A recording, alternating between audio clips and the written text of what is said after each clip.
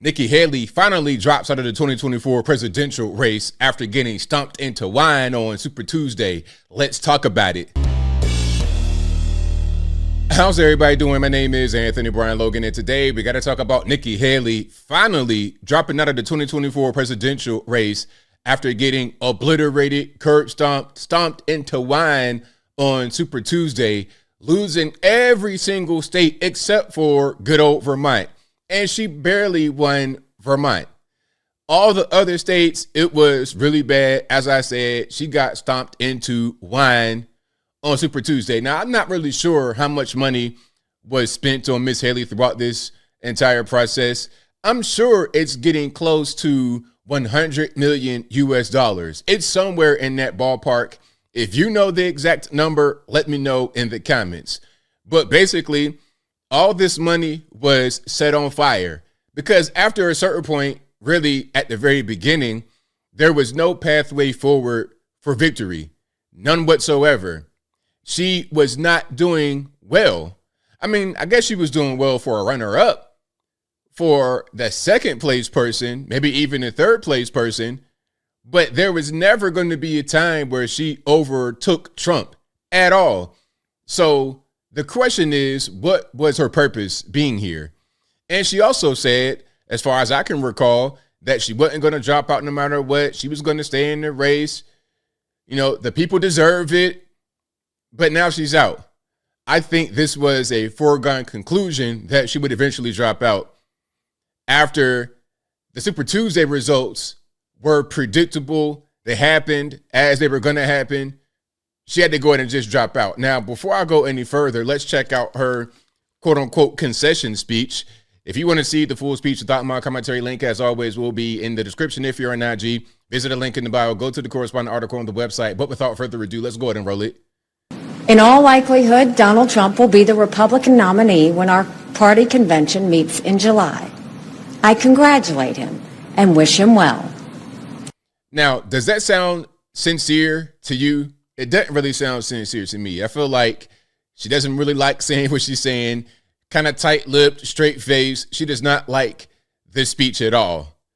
I wish anyone well who would be America's president. Our country is too precious to let our differences divide us.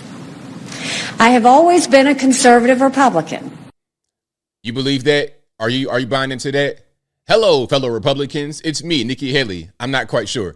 The overall tone here, in my opinion, is insincere. And I'm no Nikki Haley hater. I'm just calling it how I see it. And always supported the Republican nominee. But on this question, as she did on so many others, Margaret Thatcher provided some good advice when she said, quote, "Never just follow the crowd."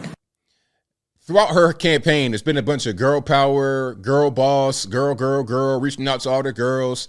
That was not a winning strategy because the reality, in my humble opinion, America, aside from wanting Trump and Trump being the most popular person, aside from that, I don't think America is ready for a female president. I don't think so.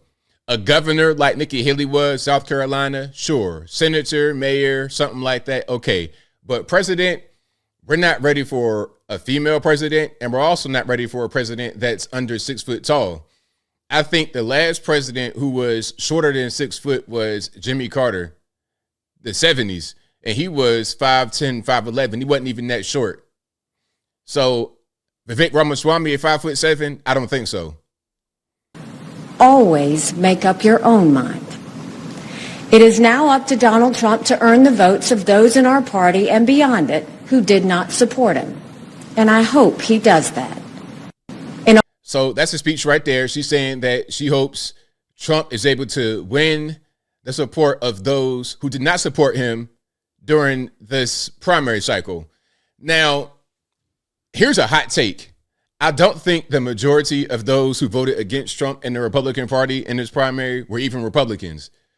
I showed the one young man, and I believe that was New Hampshire.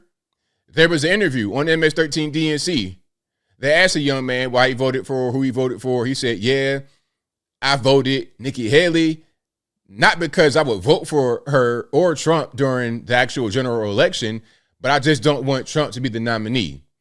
It was a strategic vote. There's quite a bit of that going on. And of course, as I said from the beginning, she spent quite a bit of money. You said probably close or more than $100 million on fire.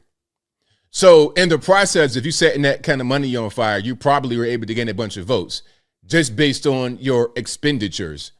But that's not really legitimate. And even with all the money spent, even with all the media attention and the coverage, you still were getting stomped in the wine. Now let's go look at some of the numbers, shall we? Because we have the results from Super Tuesday. There were quite a few primaries on that day. And let's just take a look. Okay, this is on New York Times. I'll link to it in the box. But look at all the delegates. Okay, 722 to 46. And all you got to do is get 1,215 delegates to get the nomination. So Trump's pretty much already there. There's no way she can make up the difference at all. So go ahead and drop out. And you see all the states that he won. Okay, you see everything. The only state that he lost was Vermont. And you see the margin. 36,030 votes for Nikki Haley compared to 33,140 for Donald Trump. 50% to 46%. You got a whole 9 delegates. Congratulations. But look, every other state. Look at Virginia. Okay. 436,139 votes for Trump compared to 240,859 for Nikki Haley. Okay. So that's a pretty big margin. North Carolina, even bigger margin. Tennessee, pretty big margin, 77%. Alabama, 83%. Look at Texas, 78%. 1,800,530 votes for Trump compared to 403,315 for Nikki Haley. California, some thought that California might be kind of close like Vermont because of all the leftists over there. But California was a curve. Look at this. 79% for Trump compared to 18% for Nikki Haley. All right. Over a million, 1,081,000 for Trump compared to 246,000 for Nikki Haley. Okay, Utah 57, Colorado 63, Oklahoma 82, Arkansas 77. Where else? Minnesota 69%, Maine 73. And shout out to Colorado and Maine. You guys try to take Trump off the ballot. And when I say you guys, I don't mean the entire state. I don't mean all the good people of Colorado and Maine. I'm talking about some of the woke warriors that live in your states. Try to come off the ballot. Obviously, that didn't work. Okay. Massachusetts, pretty big margin of victory, even in a pretty left-leaning state. So I don't really see where there's any way possible for Nikki Haley to win. And look at all this. Trump. Vermont, a whole 4 delegates, the fewest amount of delegates out of every state from Super Tuesday. She won that. Okay, again, there's only about, 30,000 votes basically for each compared to Texas when you're talking about 1.8 million. I mean, it's nothing. It's a whole big nothing burger, right? And you can see the coastal elitism in a place like California. It gets kind of red out here. It gets very red out here. But on the border, it's completely blue. All right, that's what's happening. The Democratic primary doesn't really matter too much. You can see the how many fewer votes there are for the Democrats. Joe Biden got 826,000 votes compared to 1.8 million for Trump. So you can see the margin of victory right there. Vermont, obviously, that's going to be a place where Joe Biden wins. California, you can see 1.6 million for Joe Biden out there compared to about 1 million, a little over 1 million, not quite 1.1. All right, but you see kind of like what's going on. We see the patterns. The typical places where Joe Biden would win, that's pretty much what's going to happen. And come general election time, I think we're going to see Trump come back in office. People don't like what Joe Biden is doing. A lot of your lefties are going to vote Joe Biden no matter what. They don't really care. He could be doing a terrible job. If it's between the orange man, the Republican, the conservative, and anybody else, they'll vote anybody else. That's pretty much how they operate in a place like California, unfortunately. And as I showed you, a lot of that just comes from the liberal coastal elites. The rest of the country, mega country, whatever you want to call it, is going to be much different. It'll be between Biden and Trump. Trump's going to be the victor, in my opinion. Nikki Haley had no pathway forward. So after, again, burning about $100 million, she's done. But as I close, I want to say this. Shout out to everybody who voted Nikki Haley.